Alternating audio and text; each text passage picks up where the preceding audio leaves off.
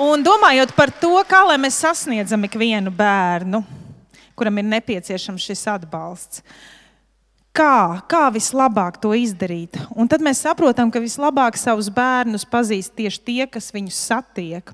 Tā ir vide, tā ir skola, tā ir kopiena, tā ir pašvaldība.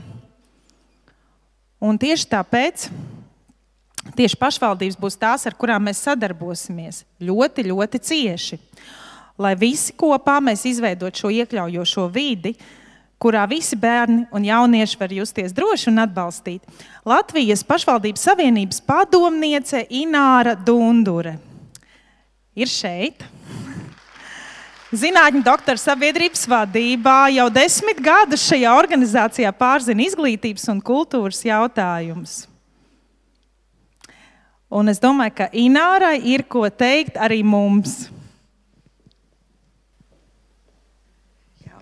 Paldies par iespēju visus uzrunāt šodien. Šodien taču laimes diena. Prieks jūs redzēt tik kuplā skaitā. Es tā kā neatskatīšos vēsturē, bet es atceros, kā mēs sākām Pumpuru.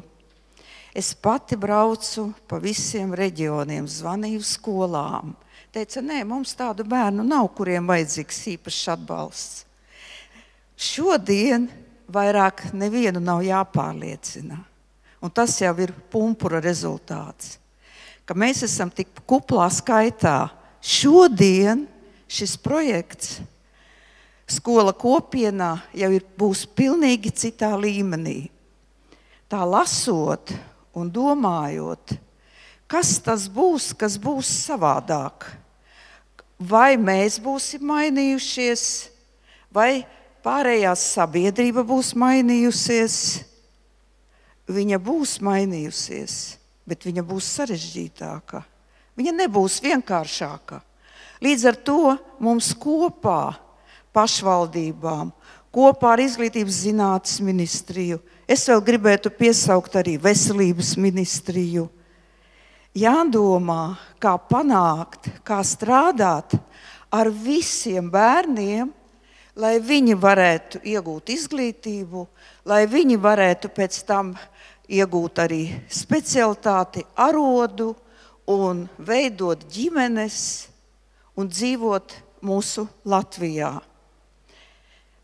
Vēl, ja paskatāmies, kas ir šī projektā, jo par projektu jau Sigita stāstīs, es tikai dažas lietas akcentēšu, kas man patika, ka tur ir lasīt prasme. Jo lasīt prasme jau ir visam pamatā.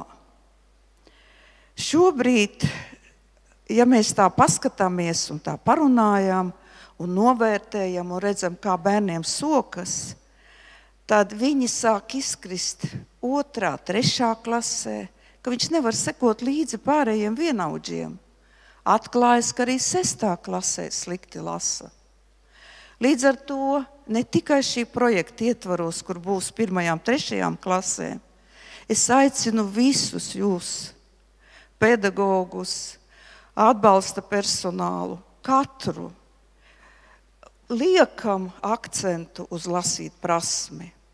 Ja bērns lasīs tekoši, viņš varēs sekot līdzi mācību stundām, jo ja viņš nevar izlasīt, viņš nevar izrēķināt. Un viņam rodas atstumtības sajūta. Ja mēs šodien kopā visi, tomēr katru bērnu, kurš nāk uz mūsu skolu, uztversim kā personību, kuram vajadzīga individuāla pieeja, nevis individuālais plāns, bet individuāla pieeja. Bet te atkal jūs teiksiet, nav vecāku atbalsta, nav intereses, nenāk uz nodarbībām. Visos laikos ir situācijas bijušas, ka kāds nav ieinteresēts, bet tomēr, ja bērns jūt, ka pie viņa ar viņu runā no mīlestības pozīcijām, Jūs teiksiet, mēs pedagogi esam izdeguši, mums ir tik lielas slodzes, bet tomēr, ja ar mīlestību nāk, tad vienmēr pretī arī saņemsim mīlestību, saņemsim sapratni. Jo mēs varam katrs pārliecināties, sarunās ar draugiem, mēs katrs varam pārliecināties ar saviem bērniem. Ja tu uzklausi savu bērnu, un, kā es vienmēr saku, tādu pauzi jāietur, ja nāk pretī agresivitāte, tad nomierinās abas puses un var panākt rezultātu. Jo tik daudz piemēru, es tagad nesaukšu, nedalīšos ar tādiem piemēriem, dzīves piemēriem, bet šodien es gribu jums visiem arī izteikt lielu pateicību par to, ko jūs dariet. Jo, ja paskatāmies pētījumus, tad Latvija nav tādā sliktākajā vietā. Mēs esam pa vidu. Protams, mums būtu prieks, ka mēs būtu pašā augšā. Kas ir labs šī projektā arī? Ka mācību vairāk gan blakus projektā, metodiskie, kas būs par metodisko atbalstu, mācību līdzekļi. Šodien dzirdējāt 8,6 miljoni mācību līdzekļiem, un tas viss veido tādu kopumu. Un līdz ar to, kolēģi, ja redzat, ka ir vajadzīga jums pašiem atbalsts, saruna, uz vietām, skolām, sakiet, mēs būsim klāt. Jo nav mums citas valsts, mums nav citu bērnu. Mēs esam tik maz mūsu valstī. Mums svarīgs ir katrs bērns, lai viņš izaugtu mūsu valstī. Paldies jums un veiksmīgu dienu! Paldies!